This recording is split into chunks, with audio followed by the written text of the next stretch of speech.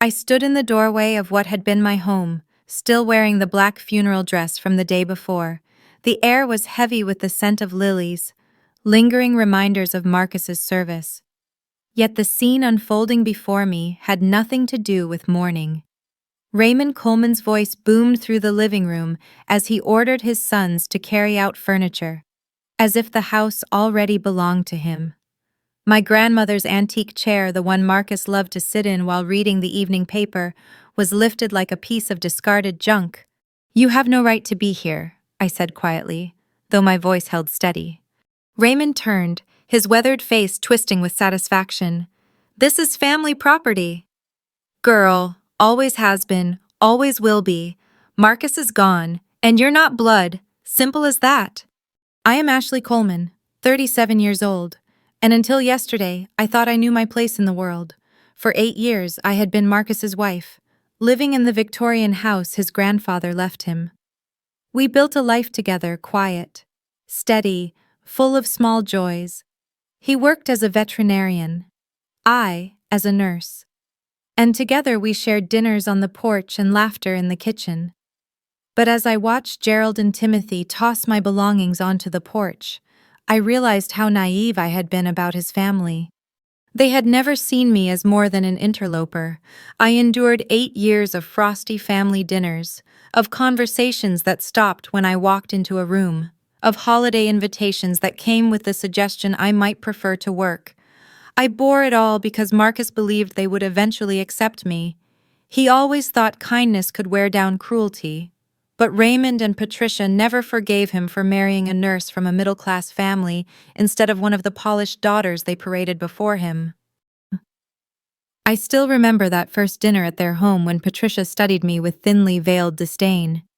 "She's very practical," she had said, her tone making it sound like a flaw. Later, Raymond asked Marcus about a prenuptial agreement, warning me that family property stays within the bloodline. I bit my tongue, unwilling to create conflict, but his words never left me. Marcus defended me when he could. "Ashley is exactly my kind of people," he once told his mother firmly. And he meant it. But even he couldn't shield me from the coldness that clung to every gathering. The moment that changed everything came 3 months before Marcus's diagnosis. We attended his cousin's wedding, another ordeal of tight smiles and whispered conversations. I excused myself during the reception, only to return and overhear Timothy asking about estate plans. "When Marcus goes, the property comes back to the family." "Right?" he asked. "Of course," Raymond replied. "She gets temporary rights, but the house, the land, the practice, it all returns to blood. It always has." Patricia's voice was like a knife. "The only complication will be getting her to leave peacefully. You know how these types can be when money is involved." I stood frozen, listening as they mapped out my widowhood like it was a foregone conclusion. That night, in the car, I told Marcus what I'd overheard. His hands tightened on the steering wheel. When we got home, he pulled out a folder from his study and laid it on the kitchen table. "Ashley," he said quietly, "I've known for years how my family feels. I kept hoping they'd change, but I've been preparing for this." Inside the folder were deeds, wills, and letters. He explained how. Right after our marriage, he had changed every property deed to joint ownership with right of survivorship. If I go first, everything becomes yours automatically. Tears filled my eyes as he handed me a letter addressed to his family. In it, Marcus documented 8 years of slights and cruelties, making clear that his decisions were deliberate, not careless. He had worked with a respected attorney, ensuring his will was airtight.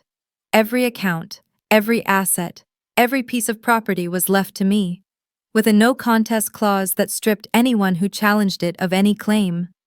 I was overwhelmed not by the money or the property, but by the certainty that Marcus had seen me, believed in me, and protected me in a way his family never would. 6 weeks later, our world shattered with his diagnosis: stage 4 pancreatic cancer. 6 months, maybe 8, the doctor told us gently. Marcus absorbed the news with calm resolve. That same night, he called his attorney to expedite the paperwork. Even as chemotherapy drained his strength, he finalized every detail. "I want you safe," he told me again and again. Meanwhile, his family circled like vultures. They visited, but their words were about furniture, property, and who would take over the veterinary practice. Patricia cornered me one afternoon. "This house is far too big for one woman," she said sweetly. "You'll want something more suitable once Marcus is gone." I bit my tongue, holding on to Marcus's instructions: do not reveal the plan. Let them believe what they want. But 2 days before Marcus died, I overheard Gerald and Timothy whispering about changing the locks and moving valuables before the funeral. Their cruelty was breathtaking, yet it only strengthened my resolve to carry out Marcus's wishes. When he passed one quiet Tuesday morning in October, I held his hand until it went cold. My grief was raw, but beneath it was a promise I would not let them erase our life together. The funeral was held at St. Paul's Episcopal Church, the same place where Marcus and I had married 8 years earlier. The pews overflowed with friends, neighbors, and former patients grateful for the man who had nursed their pets back to life. But the Colemans moved through the service with a different agenda. Patricia dictated the seating arrangements, placing me in the second row while she and Raymond sat in the front. When I quietly pointed out that I was Marcus's wife, she brushed me aside with a dismissive glance. I let them have their display. They believed appearances were everything, and for the moment, I was willing to give them that. What they didn't realize was that Marcus had left me something far more powerful than a seat in a church: the truth, written and notarized, ready to dismantle every assumption they clung to. After the burial, Raymond pulled me aside near the family plot. His tone was brisk, businesslike. "We'll give you a few days to grieve, Ashley. But then we need to discuss practical matters. The house will need to be cleaned out, prepared for Gerald's family. He's been wanting to move back to Richmond." I stared at him, my heart pounding with disbelief. "That house is my home." "Was your home," he corrected without hesitation. "You were Marcus's wife, and we're grateful for the care you gave him. But now it's time for family property to return to family." "I am family," I said quietly. "You're not blood," Raymond shot back, his expression hardening. "There's a difference." That night, I stayed at my sister Janet's house. She had always disliked the Colemans, and when I told her about their plans, her outrage was immediate. "They can't just kick you out. You were married for 8 years. That's your house." "Ashley, they're confident it isn't," I replied, my voice steadier than I felt. "Then you need a lawyer immediately." A sad smile tugged at my lips. Marcus already took care of that. The next morning, I returned to Richmond. I had planned to spend the day in quiet reflection, maybe start sorting through Marcus's belongings. But when I turned onto our street, my stomach dropped. Raymond's truck sat in the driveway, Gerald's van beside it. Through the windows, I saw them moving around inside, carrying boxes, rearranging furniture as if they owned the place. For a moment, I sat frozen in my car. My hands gripped the steering wheel so tightly that my knuckles whitened. Then I remembered Marcus's words: "Don't let them intimidate you. Call Charles." I dialed our attorney, my voice low but steady. "Charles, it's Ashley. They're at the house now, moving things out." "Are you inside?" he asked. "No, I'm in my car outside. They don't know I'm here." "Good. Stay put. I'll be there in 20 minutes. And Ashley, remember what Marcus told you. Let them dig their hole deeper." So I waited, through the window. I watched Raymond bark orders while his sons carried out pieces of my life. Gerald wrapped dishes in newspaper. Timothy struggled with Marcus's favorite reading chair. And Raymond supervised with military precision. Then I saw something that made my blood run cold: Gerald loading my grandmother's rocking chair, the one I had inherited from my mother's side, into the van. That was the moment I knew the time for politeness was over. I stepped out of my car and walked toward the front door. Raymond barely flinched when he saw me. "You're back sooner than expected," he said, as if I had interrupted a business transaction. We thought you might stay away a few more days while we handle the transition. The transition. My voice was calm, almost too calm. Getting the house ready for Gerald's family. Don't worry. We'll pack your personal things separately. You can collect them when you've found somewhere else to live. I looked at him steadily. Raymond, you've forgotten one crucial thing. Before he could respond, a silver BMW pulled into the driveway. Raymond's confident smirk faltered as he recognized the man stepping out with a leather briefcase, Charles Piton, one of the most respected estate attorneys in the city. "Mr. Coleman," Charles called, walking toward us. "I'm Charles Piton, Marcus's attorney. I believe we need to have a conversation." Raymond stiffened. "What's this about?" Charles glanced at the furniture piled into the van before fixing his sharp gaze on Raymond. "It's about the fact that you're currently removing property that does not belong to you. All of it belongs to Ashley Coleman, and you need to stop immediately." Gerald froze mid-step, the box in his arms trembling. "What are you talking about? This is family property." Charles opened his briefcase and withdrew a thick stack of papers. "Legally speaking, everything you've touched today belongs to Ashley. Marcus left a comprehensive will. I have the documentation right here." Timothy's voice cracked. "A will? But family property always?" "Family property follows legal ownership, not outdated tradition," Charles cut in smoothly, and Marcus made his wishes very clear. I watched Raymond's face flush red, his confidence eroding by the second. Yet even as Charles spread the documents across our kitchen table, I knew this was only the beginning. They had built their lives on entitlement, and watching it crumble would not be quick or easy. Inside the house, the atmosphere shifted from smug certainty to tense silence as Charles laid the documents across the kitchen table. The Coleman men gathered around, their confidence unraveling as the truth became visible in neat signatures and notarized seals. "This will," Charles explained evenly, "was finalized 6 months ago, properly witnessed, and leaves everything without exception to Ashley Coleman. The house, the veterinary practice, the bank accounts, the investments, and all personal property." Marcus made sure nothing was left to chance. Raymond's voice cracked with fury. "That's impossible. Family property has been passed down for generations. You can't just give it away to outsiders." "Your son owned this property outright," Charles replied, his calm professionalism cutting through the bluster. "He was free to leave it to whomever he wished. He chose his wife." Patricia's voice broke in, shrill with disbelief. "But she isn't blood family." "Under Virginia law," Charles said sharply, "spouses have automatic inheritance rights that override any family tradition. But even if that weren't the case, Marcus also changed all property deeds to joint ownership with right of survivorship.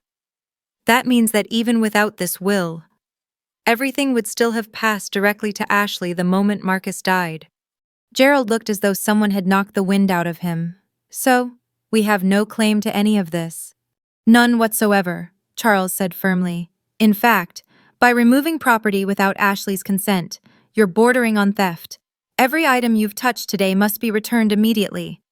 The room fell silent, except for Patricia's sharp, uneven breathing. Raymond slumped into a chair, his authority crumbling before our eyes. For decades he had ruled his family with iron certainty, lecturing about legacy and bloodlines. Now his entire belief system lay in pieces on the kitchen table. "And there's more," Charles continued. Reaching into his briefcase once again, he unfolded a handwritten letter, its edges softened by the familiar script.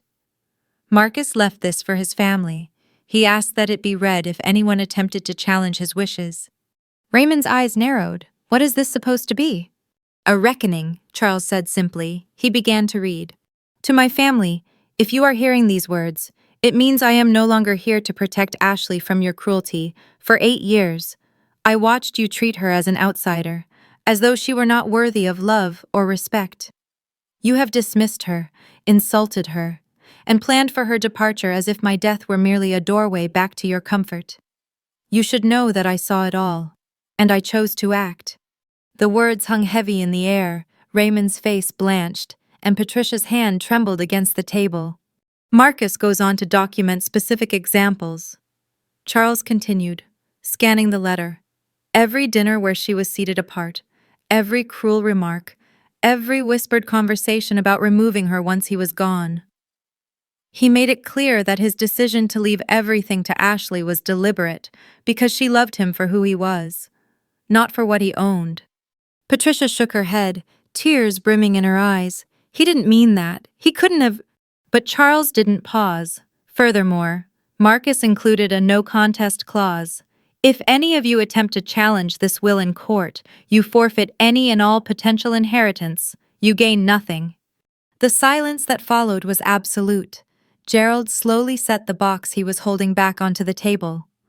Timothy rubbed the back of his neck, his eyes darting toward the floor. For the first time, I saw fear replacing arrogance. Raymond finally spoke, his voice hoarse. You mean to tell me my own son rejected his family in writing? No, I said softly, finding my voice after so long. He rejected cruelty. He chose love over legacy. And he chose to protect me, because he knew exactly what you would try to do. For a long time, no one moved. Then, slowly, the Coleman men began carrying the furniture back into the house. My grandmother's rocking chair returned from Gerald's van. Marcus's reading chair set carefully back in the living room. Every item they had stolen was returned, one by one, under Charles's watchful eye. By the end of the afternoon, the house looked whole again, though the air still hummed with tension. Raymond stood near the doorway, his face pale and drawn. This isn't over, he muttered. Charles slipped the signed documents back into his briefcase and looked him directly in the eye. Yes, Mr. Coleman, it is, legally, morally, and irrevocably over. That night, as I stood in my kitchen holding Marcus's letter, I finally allowed myself to cry, not only for my husband, but for the love he had protected so fiercely. Everything around me, the house, the practice, the heirlooms, was mine to keep. But what mattered most was the validation that I had been seen, valued, and loved beyond measure. And yet, I knew the Colemans were not finished. People like Raymond did not let go of control easily.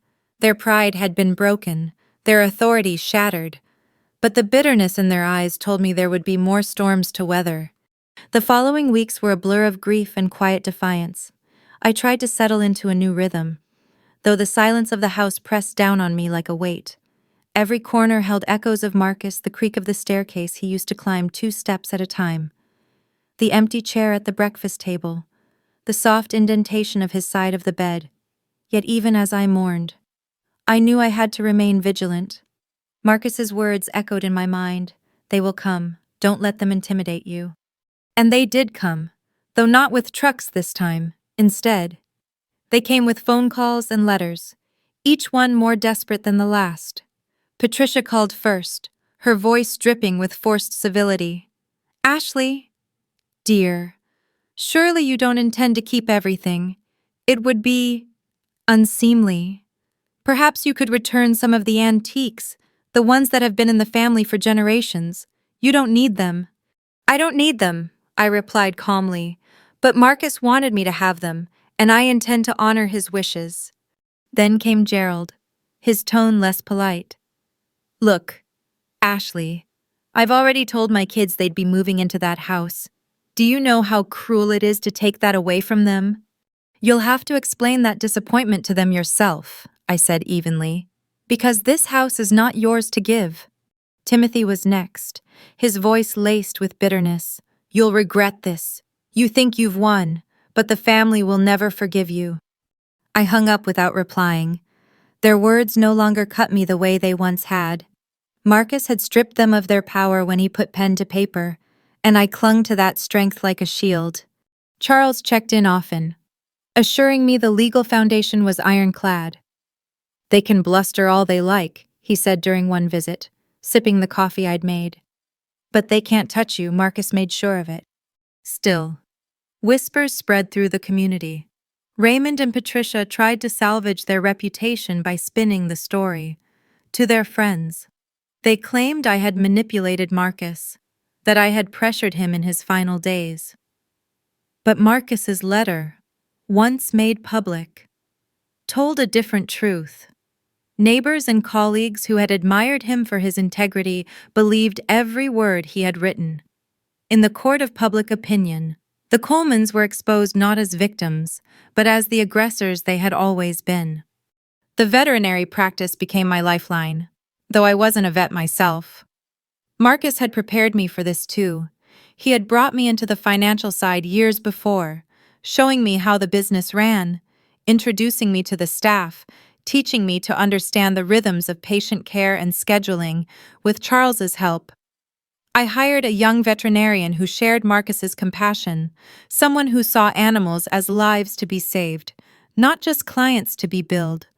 The community embraced the transition, and the practice thrived. Meanwhile, the Colemans' bitterness festered. Gerald lost the respect of his own children when they overheard whispers at school about how their father had tried to steal from a grieving widow. Patricia's social circle shrank as people quietly distanced themselves from her manipulative ways. Timothy, who had been promised a place in the practice, found himself jobless and angry, his entitlement collapsing under the weight of Marcus's foresight. And Raymond, the patriarch who had once commanded respect, became a man whispered about in pity, his authority gone. But for me, life was not about revenge. It was about survival and healing. Each evening, I sat on the porch Marcus had loved so much, reading his letter again and again. It wasn't just a legal shield, it was a love letter, a testament that I had been worth fighting for. In his words, I heard his voice reminding me that I was stronger than I believed. One evening, Janet visited and found me sitting there with the letter in my lap. "You know," she said softly, "most women wouldn't have had the strength to stand against a family like that." I didn't, I admitted, tears filling my eyes. Marcus gave me his strength. He built walls around us that even death couldn't tear down. She squeezed my hand. "And now you get to live." That's what he wanted. I nodded, gazing out at the garden we had planted together. The roses were in bloom, their petals unfolding in the autumn light. Marcus had always said roses were stubborn survivors. They thrived even in hard soil if cared for properly.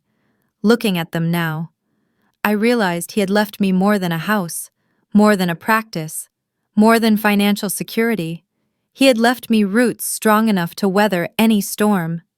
The Colemans might have lost their battle for property, but I had won something far greater, the right to define my life not by their scorn, but by the love Marcus and I had shared.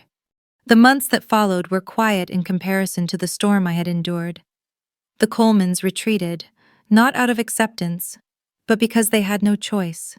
Their threats, their whispered accusations, their attempts at manipulation had all been crushed under the weight of Marcus's foresight. The silence they left behind was almost startling. I spent my days balancing the practice, my nursing shifts, and the endless little tasks of maintaining the home. At first, it felt overwhelming, but then I realized I was no longer doing it alone. Marcus's presence was everywhere in the systems he had put in place, in the colleagues he had trusted, and in the letter he had left for me. He had designed everything so that I could carry on without crumbling. The practice grew under new leadership. The young veterinarian, Dr. Lewis, often reminded me of Marcus in the way he bent down to stroke the smallest animal, and how he stayed late without complaint for an emergency. Watching the community embrace him was bittersweet. I missed Marcus's laughter echoing through the clinic halls. But I also knew he would be proud that his life's work was still saving lives. At home, I began the painful process of sorting through Marcus's belongings. I folded his shirts carefully, smelling the faint trace of his cologne. I found his old stethoscope, worn from years of use, and decided to keep it by my bedside. Each item was a reminder of the man who had given me more than love. He had given me dignity in the face of those who tried to strip it away. The Colemans did not vanish entirely. I saw them sometimes in town, Patricia at the market, Gerald at the hardware store, Raymond brooding on the courthouse steps. Their glances were sharp, filled with bitterness. But they no longer had words to wound me. Everyone knew the truth now. Their cruelty was no longer hidden behind polite smiles and family dinners. It was written in Marcus's hand, sealed in legal ink, preserved in the memories of neighbors who had watched it unfold. One evening, months later, I received a letter from Patricia. The handwriting was careful, almost shaky. Inside was a single-page Ashley. I still don't understand why Marcus chose you over us, but I suppose he saw something we refused to. I won't ask for forgiveness, because I know it wouldn't mean anything now. But I wanted you to know that losing him has been harder than I imagined. Take care of what was his. It seems that is what he wanted. I stared at the letter for a long time, unsure what to feel. It was not an apology, not really, but it was the closest thing to recognition I would ever get from her. And perhaps, in her own way, Patricia had finally admitted what Marcus always knew, that their values had blinded them, and that love was worth more than legacy. As the seasons changed, so did I. Grief softened into gratitude, and loneliness became a quiet companionship with Marcus's memory. I began planting more flowers in the garden, expanding the beds we had once started together. Each new bloom felt like a piece of resilience, a declaration that life could continue. On the anniversary of Marcus's death, I invited a few close friends and neighbors to the house. We gathered on the porch at sunset, sharing stories about him, how he had once stayed up all night bottle-feeding a litter of orphaned kittens, how he used to whistle tunelessly when he was deep in thought, how his smile could ease the heaviest heart. Laughter mingled with tears, and for the first time in months, the house felt full again. When everyone left, I sat alone beneath the golden glow of the evening sky. I held Marcus's letter in my lap, the pages worn soft from so many readings. It struck me then that his final act had not only been about protecting me from his family, it had been about leaving me with proof that I had mattered, that I had been loved not just quietly, but fiercely, completely, and without apology. I realized something that night: true love doesn't end when a heartbeat stops. It lives on in the choices we make, in the protections we leave behind, in the courage we give to those we care for. Marcus's greatest gift was not the property, the money, or the security. It was the lesson that sometimes the most powerful battles are fought silently, with pen and paper, with foresight and faith. As I looked out at the garden, the roses swaying gently in the evening breeze, I whispered a promise to him. I'll keep living. Marcus, I'll keep fighting. And I'll never forget that you believed I was worth everything. For anyone listening to this story, remember, this wealth and property can be stolen, reputations can be twisted, and families can fail you. But love, the kind that sees you, protects you, and values you, endures. It cannot be erased, not even by death. So treasure the people who fight for you in silence, who stand for you when you cannot stand alone. Because that kind of love is the greatest inheritance any of us could ever receive. If this story touched you, please don't forget to like, share, subscribe, and let me know your thoughts in the comments. Your support helps keep stories like this alive.